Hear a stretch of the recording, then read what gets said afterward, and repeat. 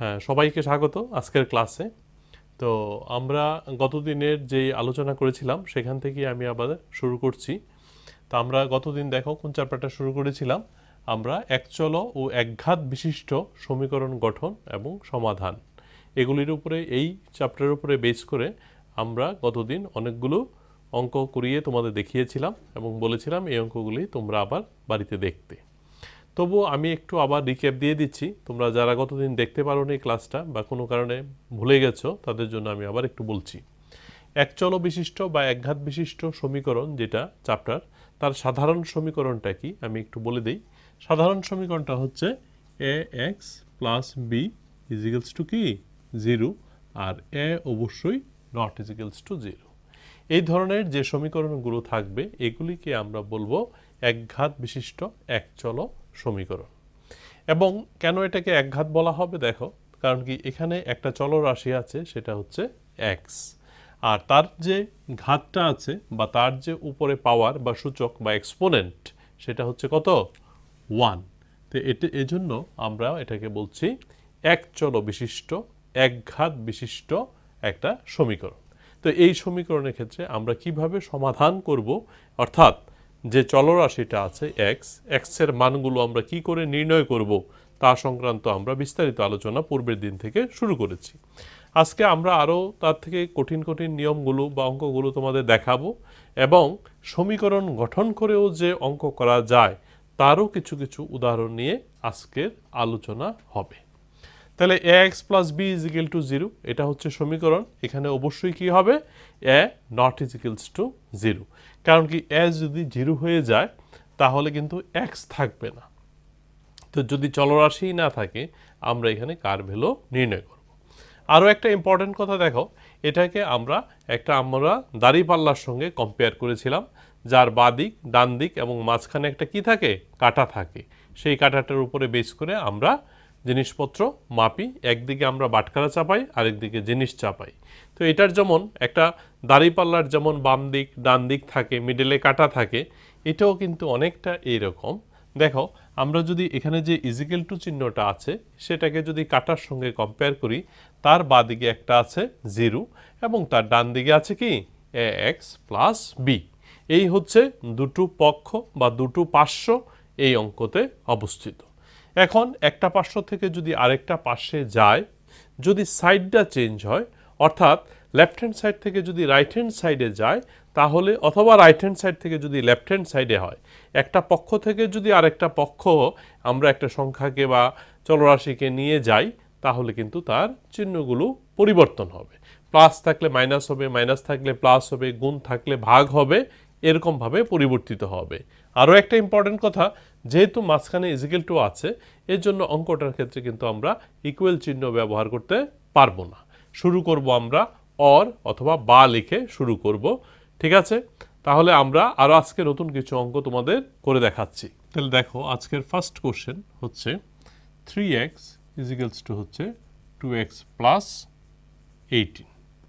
তাহলে দেখো 3x is equals two 2x plus 18, এই যে সমীকরণটি আছে এই সমীকরণটির মধ্যে কোন কোন জায়গাটাতে চলরাশি আছে আগে দেখে নাও।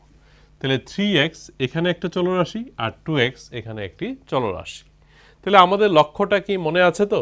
আমাদের লক্ষ্যটা হচ্ছে যে চলরাশিগুলোকে আমরা বাঁ দিকে নিয়ে আসব আর কনস্ট্যান্ট বা ধ্রুবক যে পদগুলো আছে সেটাকে আমরা ডান দিকে নিয়ে যাব। তাহলে চলরাশি এখানে কি কি আছে, 3x আছে আর 2x আছে, কিন্তু 2xটা কোন দিকে আছে দেখো সবাই, ডান দিকে আছে। তাহলে 2xটাকে আমার কোন দিকে আনতে হবে, বাঁ দিকে নিয়ে আসতে হবে। তাহলে বাঁ দিকে নিয়ে আসার নিয়মটা কি, 3x, দেখো 2x এর সামনে কোনো চিহ্ন নেই, মানে কি চিহ্ন আছে, প্লাস চিহ্ন। তাহলে প্লাস 2xটা যদি এখন দেখো ইজিক্যাল টু কোন দিকে আছে, ডান দিকে আছে। তাহলে যদি আমি এটাকে বাঁ দিকে নিয়ে আসি তাহলে প্লাস 2xটা কি হবে, মাইনাস 2x ইজিক্যালস টু 18। তাহলে দেখো 18 এর আগে কি চিহ্ন ছিল, প্লাস, এখানে কোনো চিহ্ন নাই মানে প্লাস, এটা কিন্তু কোনো পরিবর্তন হবে না। কেন, কারণ কি 18টা কিন্তু আগে কোথায় কোন দিকে ছিল, ইজিক্যাল টুর ডান দিকে ছিল, এখন ইজিক্যাল টুর ডান দিকেই কিন্তু 18 আছে। এই জন্য 18 এর ক্ষেত্রে কোনো চিহ্ন পরিবর্তন হবে না, যেহেতু এটার কোনো পক্ষ পরিবর্তন হয়নি। কিন্তু 2xটা আগে ছিল কোন দিকে? ডান দিকে। এখন দেখো ইজিক্যাল টু এটা কোন দিকে চলে এসছে? বাঁ দিকে। এর জন্য প্লাস 2xটা হয়ে গেছে কি? Minus 2x। অর্থাৎ তাহলে 3x মাইনাস 2x ইজিক্যালস টু কত? 18। তাহলে আমরা x এর মানটা পেয়ে গেলাম 18। আরেকটা জিনিস আমি গতদিন করে দেখিয়েছিলাম যে আমরা যে এই সমাধান করে মানটা যে নির্ণয় করেছি, এই মানটা বা আমি যে অঙ্কটা করেছি এটা কি কারেক্ট না কারেক্ট না, এটা কিন্তু আমাদের আনসার দেখার দরকার নেই, আমরা নিজেরাই এটা যাচাই করে নিতে পারি। কিভাবে যাচাই করব?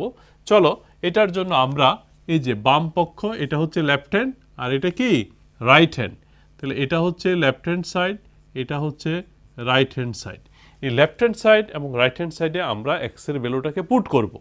তারপরে আমরা বুঝতে পারবো যদি দুটো দিকে সমান হয় তাহলে আমরা বুঝতে পারবো যে আমরা যে সমাধানটা করেছি এটা ঠিক আছে। তাহলে চলো আমরা করি। লেফট হ্যান্ড সাইড হচ্ছে 3x, তাহলে 3 ইন্টু কত? 18 ইজিক্যাল টু 54। আর রাইট হ্যান্ড সাইড কত? 2x plus 18 equal to 2 into 18 plus 18। তাহলে দেখো 36 প্লাস 18 ইজিক্যালস টু চলে আসলো 54। তাহলে আমি আবার একটু রিপিট করে দিচ্ছি। আমাদের লেফট হ্যান্ড সাইডে ছিল 3x, তাহলে 3x মানে 3 ইন্টু 18 ইজিক্যাল টু কত? 54। আর রাইট হ্যান্ড সাইডে কি আছে? 2x প্লাস 18, তাহলে 2 into 18 plus 18, 36 plus 18 equals to কি? 54। তাহলে LHS ইজিক্যাল টু কি আসলো? RHS। এর মানে কি বুঝতে পেরেছো সবাই? এর মানে হচ্ছে x এর যে ভ্যালুটা আমরা নির্ণয় করেছি এটা আমাদের পারফেক্ট সলিউশন বা সমাধান হয়েছে। তাহলে আশা করি সবাই বুঝতে পেরেছো। আমরা আবার পরের অঙ্ক আরেকটা অঙ্ক নিয়ে আলোচনা করছি। দেখো কোশ্চেন নাম্বার 2 সবাই। 8x plus 4 equals to 3 into x minus 1 plus 7। তাহলে এই হচ্ছে আরেকটা অঙ্ক আমি নিয়েছি তার থেকে। এই ধরনের অঙ্কগুলি যদি পরীক্ষাতে আসে তোমাদের, তাহলে অন্তত 2 মার্কস বা 3 মার্কসের কোশ্চেন হিসেবে পরীক্ষায় আসতে পারে। তাহলে চলো আমরা প্রথমে বাঁ দিক আর ডান দিকটাকে আগে চিনে নেই ভালো করে। তাহলে বাঁ দিকে আছে আমাদের কোন জায়গাটা? এই জায়গাটা হচ্ছে আমাদের লেফট হ্যান্ড সাইড, আর এই দিকে যে পার্টটা আছে এটা হচ্ছে রাইট হ্যান্ড সাইড। আমাদের না লিখলেও হয়, তো তোমাদের যাতে কোনো অসুবিধা না হয় তার জন্য আমি আবার একটু লিখে দেখালাম। চলো এবার আমরা কি দিয়ে শুরু করব? আমরা বা দিয়ে অথবা অর লিখে শুরু করব। তাহলে 8x প্লাস 4 তো ঠিকই আছে। 3 দিয়ে আমরা মাল্টিপ্লিকেশনটা আগে সেরে নেব। তাহলে 3 দিয়ে যদি আমরা এক্সকে ইন্টু করি তাহলে হলো 3x মাইনাস 3 প্লাস 7। তাহলে দেখো পরবর্তী যে লাইনটা, এখানে 8x কোন দিকে আছে? বাঁ দিকে আছে। আর 3xটা কোন দিকে রয়ে গেল? ডান দিকে। তাহলে 3xটাকে আমার নিয়ে আসতে হবে বাঁ দিকে আনতে হবে। তাহলে 8x minus 3x is equals to minus 3 plus 7। আর দেখো সবাই প্লাস 4টা বাঁ দিকে আছে, আমি যদি নিয়ে যাই তাহলে এটা চলে যাবে ডান দিকে। আমি আবার একটু বলে দিই, 8x লেফট সাইডে আছে, ঠিকই আছে। 3xটা কোন দিকে আছে? ডান দিকে। আমি কোন দিকে নিয়ে এসেছি? বাঁ দিকে। এর জন্য প্লাস 3xটা হয়ে গেছে minus 3x। Next minus 3 plus 7, এটা তো ঠিকই আছে। আর এই যে প্লাস 4টা আছে এটা কিন্তু লেফটে ছিল, রাইটে হয়ে গেছে মাইনাস 4। এটা আমরা কি করেছি? পক্ষান্তর করেছি, অর্থাৎ একটা পক্ষ থেকে আমরা আরেকটা পক্ষতে নিয়ে গেছি। তাহলে এখন তোমরা দেখো, তাহলে 8x মাইনাস 3x হচ্ছে 5x, আর এদিকে কি আসছে সবাই দেখো? 0। কিভাবে 0? এখানে মাইনাস 3 আর মাইনাস 4 মিলে হচ্ছে মাইনাস 7, আর প্লাস 7 আর মাইনাস 7 মিলে হলো 0। তাহলে নেক্সট লাইনটা দেখো, x ইজিক্যাল টু কি হবে? 0/5। তাহলে 0/5 কি করে হলো? দেখো 5 ইন্টু এক্স, 5 আর এক্সের মধ্যে কি সম্পর্ক? মাঝখানে কি চিহ্ন আছে? ইন্টু। তাহলে এটা হলো লেফট সাইডে আছে ইন্টু।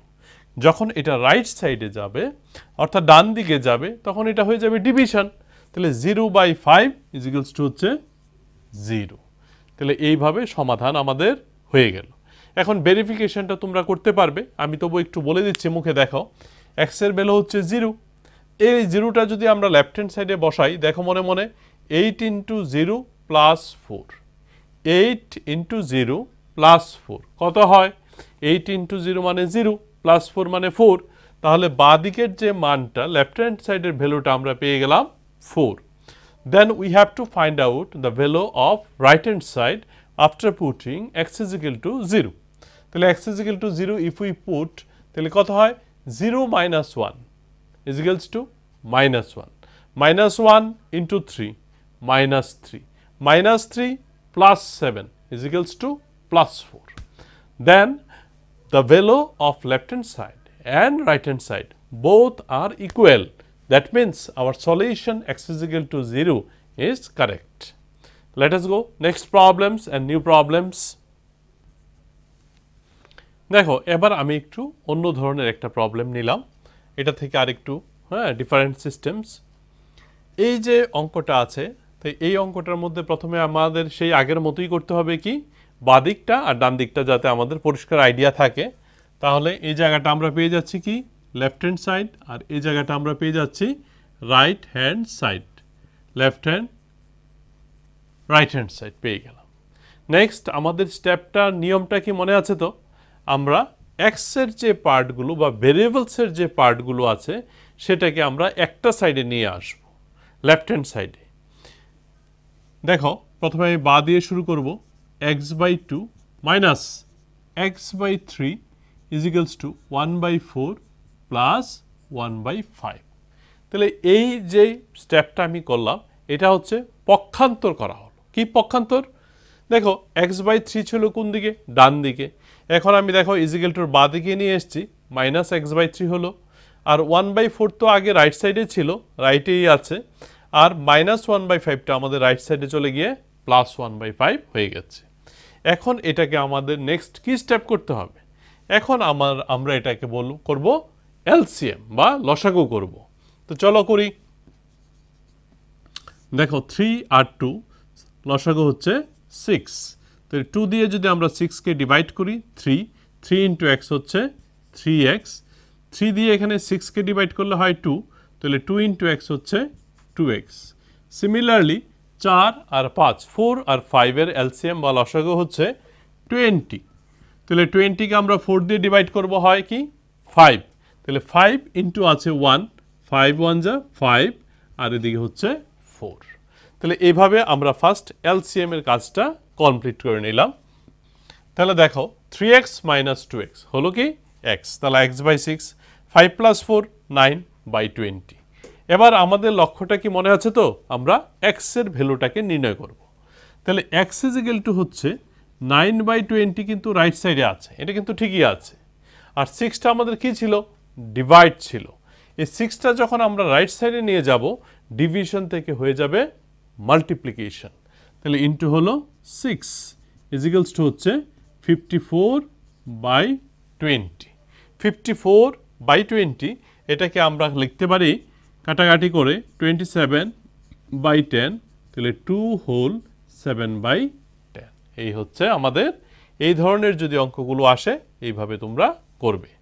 আরেকটা কথা হচ্ছে ভেরিফিকেশন বা তার তোমরা যাচাই করতে পারো যে সমাধানটা আমাদের ঠিক আছে কিনা। 27/10 এখানে বসাতে পারো, আবার এদিকে বসিয়ে left hand right hand equal হয় কিনা দেখে নিতে হবে। এবার আমরা আরেকটা ভিন্ন ধরনের অঙ্ক করছি, একটা প্রশ্নের অঙ্ক করছি। এক ধরনের এই যে অঙ্কগুলি তো তোমরা মোটামুটি দেখেছো, এরপরে আমি আবার 1-2টা কঠিন অঙ্ক দেখাবো। এখন প্রশ্নের অঙ্ক দেখো, আমাদের এখানে কিন্তু আছে সমীকরণ গঠন। তো সমীকরণ আমরা কিভাবে গঠন করব তার উপরে বেস করে আমি দুটো অঙ্ক আমি তোমাদের দেখাচ্ছি। দেখো কোশ্চেনটা আমি তোমাদের জন্য লিখে দিচ্ছি। কোশ্চেন নাম্বার 4, দুটি সংখ্যার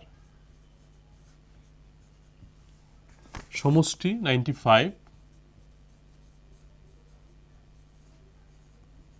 দুইটি সংখ্যার সমষ্টি 95 এবং একটি সংখ্যা অপরটির চেয়ে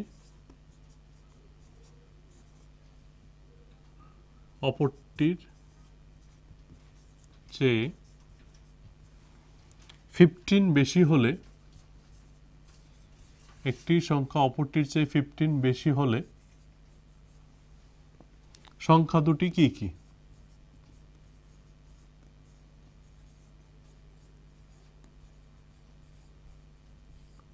সংখ্যা দুটি কি কি। চলো এই কোশ্চেনটাকে আমরা একটু অ্যানালাইসিস করে দেখি যে আমরা কোশ্চেনটা যে লিখেছি এটার কিভাবে এটার সমীকরণটা গঠন করতে হবে এবং তারপর কিভাবে এটা সমাধান হবে। দুটি সংখ্যার সমষ্টি হচ্ছে 95, একটি সংখ্যা অপরটির চেয়ে 15 বেশি হলে বা 15 বেশি হলে সংখ্যা দুটো কি কি। তাহলে দেখো এখানে একটা ইম্পর্টেন্ট কথা হচ্ছে দুটি সংখ্যা, আমি আন্ডারলাইন করে দিচ্ছি মেন লাইনগুলিকে।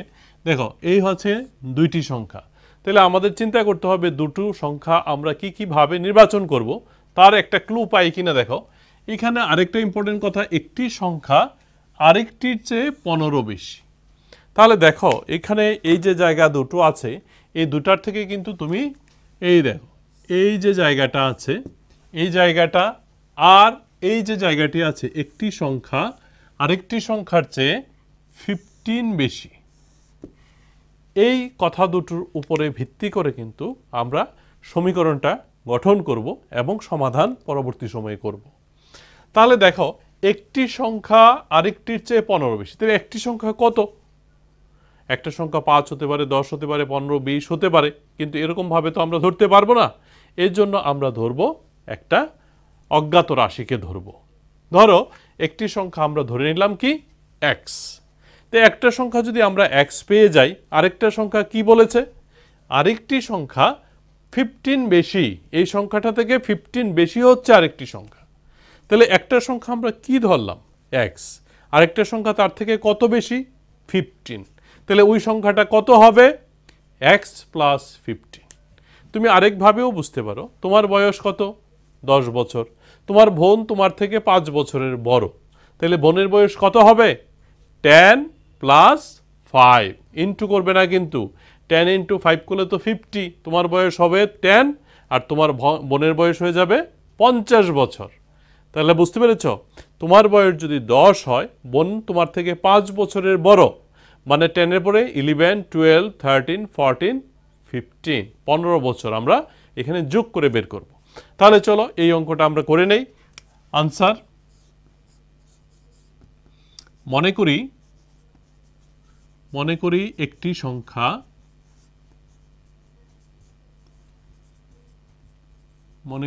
সংখ্যা হচ্ছে x, তাহলে অপর সংখ্যাটি কি এটার চেয়ে 15 বেশি, তাহলে অপর সংখ্যাটি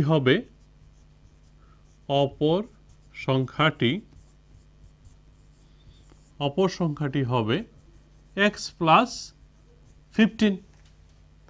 তাহলে কয়টা সংখ্যার কথা বলেছে দেখো তো কোশ্চেনে? দুটি সংখ্যা। তাহলে দুটি সংখ্যা কি আমরা পেলাম না পেলাম না?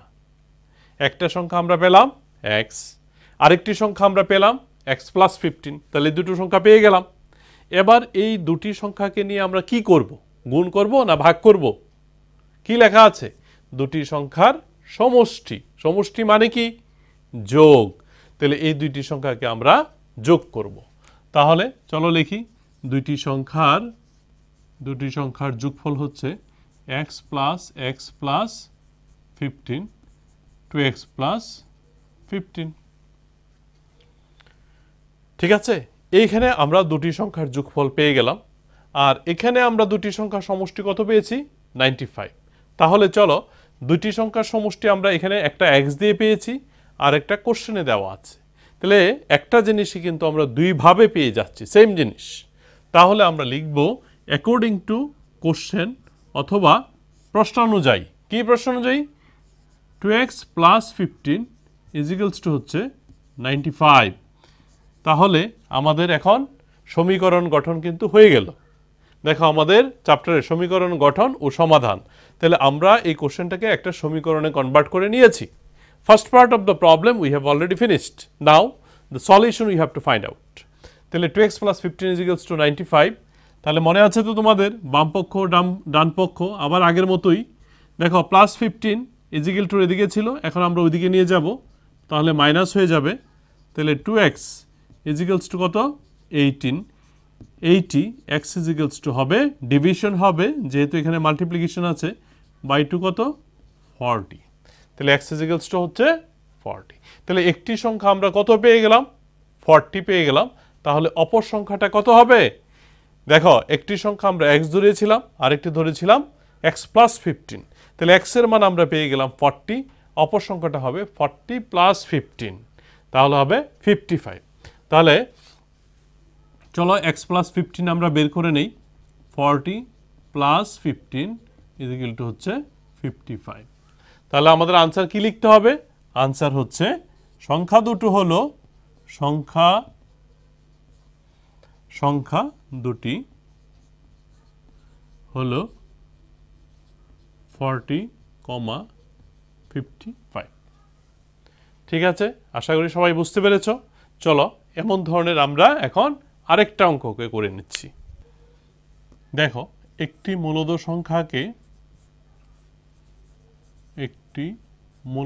সংখ্যাকে 5/2 দিয়ে গুণ করে 5/2 দিয়ে গুণ করে গুণফলের সাথে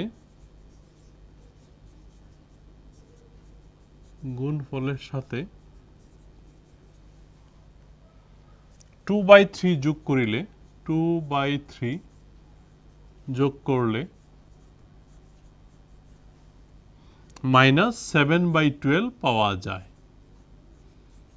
-7/12 পাওয়া যায়। মূলদ সংখ্যাটি কত?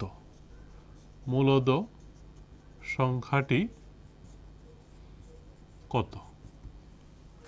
তাহলে কোশ্চেনটা আমরা আবার পড়বো, ভালো করে অ্যানালাইসিস করি, তারপরে আমরা করতে যাব। দেখো কোশ্চেনটা, একটি মূলদ সংখ্যাকে কত দিয়ে গুণ করতে বলেছে? 5/2 দিয়ে। তাহলে একটা মূলদ সংখ্যাকে আমাদের গুণ করতে হবে কত? 5/2 দিয়ে। দেখো ইম্পর্টেন্ট যে জায়গাগুলোকে আছে সেই জায়গাটাকে আমি একটু হাইলাইট করে দিচ্ছি, তাহলে আমাদের অঙ্কটা করতে সুবিধা হবে। একটা মূলদ সংখ্যাকে 5/2 দিয়ে গুণ করে তার গুণফলের সঙ্গে কি করতে বলেছে? 2/3 কে যোগ করতে বলেছে। যোগ করলে কত পাওয়া যাবে? -7/12 পাওয়া যায়। তবে বলেছে কি মূলদ সংখ্যাটি কত। তাহলে চলো আমরা কিভাবে সমাধান করি। একটা মূলদ সংখ্যাকে 5/2 দিয়ে গুণ করবে, তাহলে মূলদ সংখ্যাটা কি আমরা তো জানি না। তাহলে আমরা একটা অজ্ঞাত রাশিকে ধরে নেব যে সেই মূলদ সংখ্যাটা দিয়ে আমরা অঙ্কটা শুরু করব। তাহলে দেখো আনসার, ধরি একটি মূলদ সংখ্যা, ধরি একটি মূলদ সংখ্যা ইকুয়াল টু হচ্ছে x। এবার এই সংখ্যাটাকে তুমি কি করবে? এই মূলদ সংখ্যাকে 5/2 দিয়ে গুণ করে, এই সংখ্যাটাকে আমরা কি দিয়ে গুণ করব? 5/2 দিয়ে। তাহলে সংখ্যাটা কি দাঁড়ায়? তাহলে দেখো অ্যাকর্ডিং টু কোশ্চেন, চলো আমরা সমীকরণটা বানিয়ে নিই। এক্সকে কি দিয়ে গুণ করব? 5/2 দিয়ে গুণ করব। তাহলে এক্সকে 5/2 দিয়ে গুণ করলে এটা হচ্ছে গুণফল। তার সঙ্গে কি যোগ করতে বলেছে? গুণফলের সাথে 2/3 যোগ করলে, তাহলে এটার সঙ্গে আমি কি যোগ করব? 2/3 যোগ করলে 7/12 পাওয়া যায়। অর্থাৎ এই গুণফলের সঙ্গে 2/3 যদি আমি যোগ করি তাহলে টোটাল রেজাল্টটা কত আসছে? -7/12। অর্থাৎ এটাকে আমি লিখব -7/12। মূলদ সংখ্যাটি কত? অর্থাৎ এখান থেকে আমাদের কি বের করতে হবে? x এর মান নির্ণয় করতে হবে। তাহলে এই হচ্ছে আমাদের সমীকরণ গঠন হয়ে গেল। আমি আবার একটু বলে দিচ্ছি তোমাদের জন্য, একটি মূলদ সংখ্যাকে 5/2 দিয়ে গুণ করে, তাহলে একটি মূলদ সংখ্যা কি? x, তাকে কি দিয়ে গুণ করতে হবে? 5/2 দিয়ে গুণ করলাম। এই গুণফলের সঙ্গে কি যোগ করতে বলেছে? 2/3, তাহলে প্লাস 2/3 করলে কি পাওয়া যায়? -7/12, তাহলে ইজ ইকুয়াল টু -7/12। এই হচ্ছে আমাদের ইকুয়েশন ফরমেশন কমপ্লিট। এখন আমরা চলে যাচ্ছি তার সমাধান কিভাবে করব। তো চলো, 5x/2 ইজ ইকুয়ালস টু -7/12 -2/3। দেখো সবাই বুঝতে পেরেছো কিনা? -7/12 তো ঠিক আছে, +2/3টা ওইদিকে চলে গেল -2/3। এখন আমরা এই পার্টটা কি করতে হবে? লসাগু করে নিতে হবে। তাহলে দেখো 5x/2 ইজ ইকুয়ালস টু 12 -7, 3 দিয়ে আমরা যদি 12কে ডিভাইড করি 4 2 যা হচ্ছে 8, তাহলে -15/12 আমরা এখানে পেয়ে গেলাম। এখন x বের করব, তো চলো কিভাবে x করব। x = -15/12 তো ঠিকই আছে। দেখো এদিকে কি আছে, 5/2 আছে। এই 5/2 মাল্টিপ্লিকেশন, এই 5/2 যখন ওই দিকে যাবে তখন এটা হয়ে যাবে কি, রিসিপ্রোকাল হয়ে যাবে। তাহলে 5/2 মানে ইনটুটা যখন ওই দিকে যাবে ডিভিশন হবে, আর ডিভিশনের জন্যই কিন্তু এটা রিসিপ্রোকাল হবে 2/5। তাহলে 2/5 যদি হয় তাহলে -3/6 হচ্ছে -1/2। তাহলে x আমরা পেয়ে গেলাম -1/2। এটাকে তুমি ইচ্ছা করলে আবার ভেরিফাই করতে পারো। কিভাবে ভেরিফাই করবে, ভেরিফিকেশনটা আমি একটু তোমাদের দেখাচ্ছি। দেখো ভেরিফিকেশনটা আমি দেখাই। x × 5/2 + 2/3। চলো x এর ভ্যালু x × 5/2 + 2/3। তাহলে x এর ভ্যালু কত দেখো তো, -1/2 × 5/2 প্লাস হলো 2/3। তাহলে -5/4 প্লাস কত 2/3। তাহলে তোমাদের আসছে 12, 3 × 5 = 15, 8। তাহলে দেখো -7/12। তাহলে দেখেছো আমরা রাইট হ্যান্ড সাইডটা পেয়ে গেছি -7/12 x এর ভ্যালুটা বসিয়ে। তাহলে এই হচ্ছে x এর ভ্যালু কিন্তু আমরা -1/2 বসিয়েছি, বসিয়ে কিন্তু আমরা তার রাইট হ্যান্ড সাইড পার্টটা পেয়ে গেছি। এর মানে কি বুঝতে পেরেছো তো? তাহলে আমরা যে সংখ্যাটা এবং যেভাবে সমাধানটা করেছি পুরোটা কারেক্ট আছে সলিউশনটা। এভাবে তোমরা রিচেক করতে পারো। তাহলে দেখো সমীকরণ কিভাবে গঠন করবে এবং তার কিভাবে সমাধান করবে। আমরা এখানে 3টা অঙ্ক দেখালাম, এমন আরও বিভিন্ন ধরনের অঙ্ক তোমাদের আছে। এখন হচ্ছে যে আমরা আরেকটা সমাধান চলো তোমাদের দেখাই কিভাবে করবে। তাহলে দেখো আরেকটা 4 মার্কসের অঙ্ক আমি তোমাদের দেখাচ্ছি। 4 মার্কসের যদি সমাধান পরীক্ষাতে আসে কেমন ধরনের অঙ্ক আসতে পারে তার একটা প্রফর্মা আমি তোমাদের দেখাচ্ছি। এটা সমাধান করবে তোমরা 6 number question, m - m-1/2 1 - m-2/3। তাহলে এই ধরনের একটা অঙ্ক 3 বা 4 মার্কসের জন্য তোমরা আশা করতেই পারো। তাহলে এই যে অঙ্কটা আছে দেখো পুরো অঙ্কটার মধ্যেই কিন্তু এখানে m আছে। তো একদিকে আনতে হবে, এনেও আমি করতে পারি অঙ্কটা, অথবা দুই দিকে রেখেও কিন্তু আমি অঙ্কটা করতে পারি, কোনো সমস্যা নেই। তাহলে দেখো আমি এভাবেই করছি। m এর নিচে কিছু নেই মানে কত 1, আর এখানে 1 এর নিচে আমি ধরে নিলাম 1 আছে আমাদের করার সুবিধার জন্য। তাহলে দেখো এখানে 1 আর 2 এর লসাগু কি হবে 2। তাহলে এই হচ্ছে 2, 1 দিয়ে 2কে যদি তোমরা ডিভাইড করো তাহলে হলো 2, তাহলে 2m হবে মাইনাস 2 দিয়ে 2কে ডিভাইড করলে 1, 1 ইন্টু হচ্ছে m-1 ইজিক্যালস টু 3 ইন্টু মাইনাস এখানে হবে 1 m-2। যারা বুঝতে পারোনি আমি আবার একটু রিক্যাপ দিয়ে দিচ্ছি তোমাদের জন্য। 1 আর 2 এর লসাগুটা হচ্ছে তোমাদের 2। 1 দিয়ে যদি তোমরা 2কে ডিভাইড করো তাহলে হয় 2, আর 2 ইন্টু m হলো 2m। পরবর্তী 2 দিয়ে যদি আমরা 2কে ডিভাইড করি কত হয় 1, তাহলে 1 ইন্টু m-1 আমরা এইভাবে লিখব। নেক্সট 1 আর 3 এর লসাগু হচ্ছে 3, 1 দিয়ে যদি আমরা 3কে ডিভাইড করি হয় 3, আর 3 ইন্টু 1 হচ্ছে 3। নেক্সট 3 দিয়ে 3কে ডিভাইড করলে কত হয় 1, তাহলে 1 ইন্টু m-2 হচ্ছে m-2।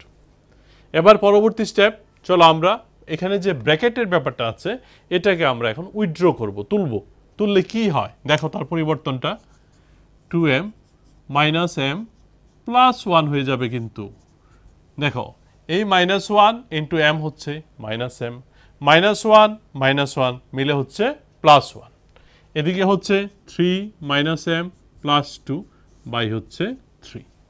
এবার যেগুলিকে আমরা যোগ বিয়োগ করতে পারি লাইক টার্মসগুলোকে, ওই কাজটা আমরা সেরে অঙ্কটাকে ছোট করে নেই। দেখো 2m - m হচ্ছে m + 1/2, আর এখানে হচ্ছে 5 - m বাই হচ্ছে 3। পরবর্তী সময়কে আমরা কি করব জানো, আমরা এখন করব বজ্রগুণন করব বা ক্রস মাল্টিপ্লিকেশন। বজ্রগুণন আমরা গতদিন আলোচনা করেছিলাম, আবার দেখিয়ে দিচ্ছি দেখো তবু আমরা কিভাবে করব।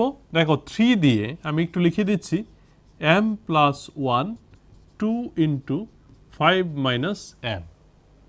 বুঝতে পেরেছ? 3 ইন্টু এই যে কোনাকুনি মাল্টিপ্লিকেশন কিন্তু এইভাবে হচ্ছে কিন্তু জিনিসটা দেখো এই ক্রস মাল্টিপ্লিকেশন, এটা দিয়ে এই পার্টে যাবে আর 2 দিয়ে এভাবে যাবে। এই প্রসেসটাকে আমরা বলছি কি বজ্র বজ্র গুণন।